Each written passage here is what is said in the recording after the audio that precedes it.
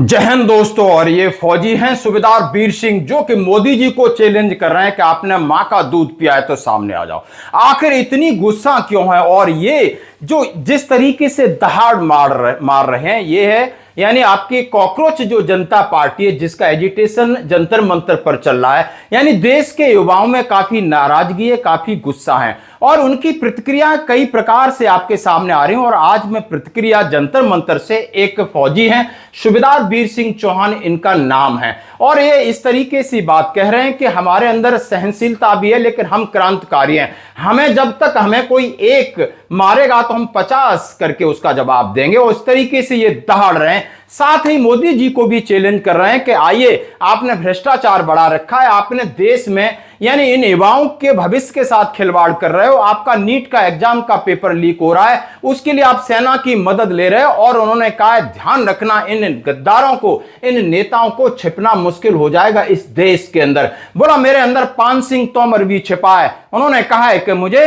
यानी कहा है कि मैं फौजी हूं, यदि हम अपनी पे आ गए, क्रांतिकारी बन गए, तो आप समझ सकते हो हम किस हद तक जा सकते हैं। तो आइए पहले इनके बारे में बता देते हैं। सूबेदार वीर सिंह चौहान हरियाणा के रहने वाले हैं। पहले भारतीय जवान किसान पार्टी भी को लेकर काफी आंदोलन किया और पिछले लोकसभा चुनाव में इन्होंने कई प्रत्याशी खड़े किए, हालांकि खुद नहीं खड़े हुए। और दोस्तों बड़ी बात थी ईवीएम को लेकर, यानी हमारे देश की व्यवस्था यानी अव्यवस्था को लेकर नाराजगी है। हमेशा अपनी प्रतिक्रिया ऐसे ही गुस्से और शब्दों में ये जाहिर करते हैं। और आज इस तरीके से आपके सामने जिस तरीके से उन्होंने गुस्सा और आक्रोश दिखा रहे हैं, इसका परिणाम यह है कि देश के अंदर यानी अब सिस्टम चरमरा गया है। देश के अंदर सिर्फ नेता एक पार्टी से जाके दूसरी पार्टी में यानी राजनीति का बिजनेस हो गया है। यानी देखा है जैसा कि नेता का बेटा नेता बन रहा है, अभिनेता का बेटा अभिनेता बन रहा है, अधिकारी का बेटा अधिकारी है, लूट रहे हैं, घसोट रहे हैं, भ्रष्टाचार बढ़ रहा है, पुलिस का बढ़ रहा है। और साथ ही उन्होंने ये भी, मैं ये कह रहा हूं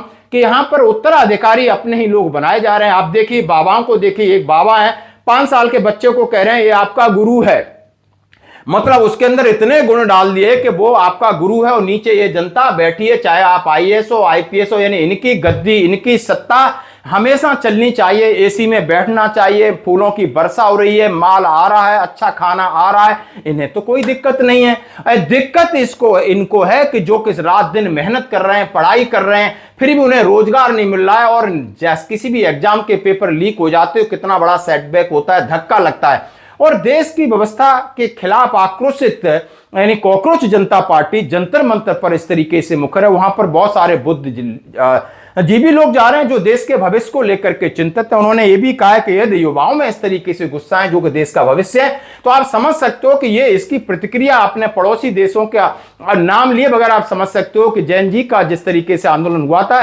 नेताओं को लेने के देने पड़ गए थे, लेकिन नेता समझते हैं कि हमें भारतीय जनता पार्टी नहीं तो कांग्रेस ले लेगी, कांग्रेस नहीं तो आम आदमी ले लेगी, हम तो आईपीएल की तरह बिचते रहेंगे, हमें कीमत मिलेगी, हमें सुख सुविधाएं मिलेंगी, हमारी चारों पीढ़ी 3, 4, 7, 8 तर जाएंगी। और लेकिन ये यानी बेचारी और ये जो भगवान पर आश्रित है, बस उसका भगवान के सारे मत छोड़िए। उसी को लेकर ये वीडियो और इनकी प्रतिक्रिया के ऊपर आप क्या कहना चाहते हो, जरा कमेंट्स करें। धन्यवाद। अभी मैं बहिष्कार करने की बात नहीं कहूंगा, लेकिन अगली बार मैं आऊंगा तो पूरे देश से अपील करके जाऊंगा। ये फौजी भाई अपील करेगा और फौजी भाई की पूरा देश बात मानेगा। मानेगा नहीं मानेगा? जरूर मानेगा। इसलिए मेरी विनती है मेरे पुलिस वाले भाइयों से, आप चाइना वाल हटिए। इन डकैतों को डकैत है नेता कहना तो मैं कहता हूँ पाप है। ये जितने बैठे हैं ये ऐसी बंद करो में बड़े बड़े देश को लूटने वाले, ये नेता नहीं है, राक्षस है, डकैत है। इनको डकैत कहिए।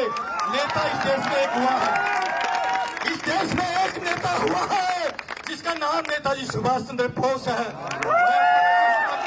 सुभाष चंद्र बोस को मेरी विनती है, अगर अगली बार नहीं मानेंगे तो मैं पुलिस वाले भाइयों के प्रति एक बात कह के जाऊंगा कि इनको इनकी शादी करना बंद कर दीजिए, अपनी बहन बेटी लेना बंद कर दीजिए। अगली बार नहीं माने तो आप लोग अरे हिम्मत उठाइए यार, क्रांतिकारी बनिए यार। आप देश के, आपका देश नहीं है क्या? पुलिस वालों का नहीं है क्या? मैं पूछना चाहता हूँ, इसका देश पुलिस वालों का नहीं है क्या? क्या देश पुलिस वालों का है कि नहीं है? तो आप इन डकैतों से देश को कौन उठवाते हो? कौन लुटवाते हो? मैं सही कर रहा हूँ, गलत कर रहा हूं, बताइए। असली गुनहगार आप भी हो। इस देश के नेताओं से आप देश को लुटवाते हो, बहुत दुर्भाग्य की बात है। पहले अपने बारे में थोड़ा सा हमें बताइए। बहुत बहुत धन्यवाद बेटा, आपने हमारी जो विचार अच्छे लगे। एक क्रांतिकारी के विचार एक क्रांतिकारी को ही अच्छे लगते हैं। आप भी जरूर क्रांतिकारी हैं, जरूर इसलिए आपको अच्छे लगे। जो दलाल प्रवृत्ति के लोग, उनको मेरे विचार अच्छे नहीं, उनको तो मिर्चियाँ जैसे लगे। तो बेटा मैं अपने बारे में बताऊँ, मैं आर्मी से रिटायर हूँ, एक्स सूबेदार वीर सिंह चौहान है मेरा नाम। मैं हरियाणा से आता हूँ और आज हरियाणा से इन बच्चों को समर्थन देने आते हैं। पूरा देश अडानी अंबानी को बेचने वाले, 1 रुपए में 1000 एकड़ देने वाले, ये देश उनके बाप का है क्या? मोदी जी आपके पिताजी का देश नहीं है, ये देश 140 करोड़ लोगों का है।